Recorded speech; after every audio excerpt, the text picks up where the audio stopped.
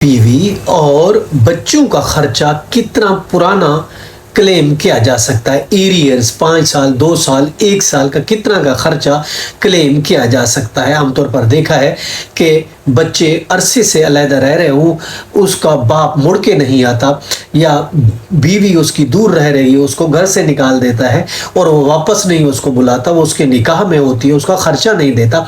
तो आमतौर पर ये देखा गया है जो कानून लिमिटेशन उस पर लागू होता है, कुछ कहते हैं कि 102 लिमिटेशन है, जिसमें उसको 3 साल का बैक यानी पिछला पास्ट खर्चा क्लेम कर सकते हैं।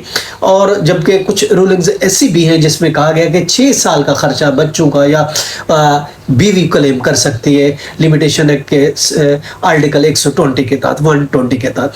जबकि ऐसा नहीं है। देखिए ये खर्चा देना, खर्चा पूरा करना, मेंटेन करना, ये एक फादर की और हस्बैंड की एक न सिर्फ लीगल जिम्मेदारी है बल्कि ये आईनी जिम्मेदारी के साथ साथ ये एक इस्लामिक जिम्मेदारी भी बनती है।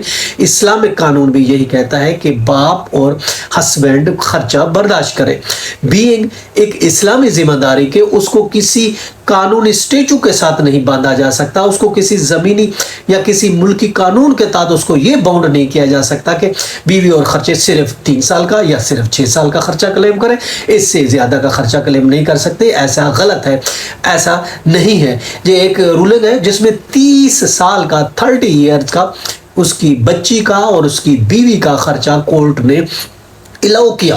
कहा कि ये 30 साल इसने मुड़कर नहीं देखा अपनी बीवी को, अपनी बच्ची को, अब वो 30 साल की हो गई है तो 30 साल का पुराना खर्चा भी वो अदा करे। रूलिंग है 2018, YLR पेज है 128।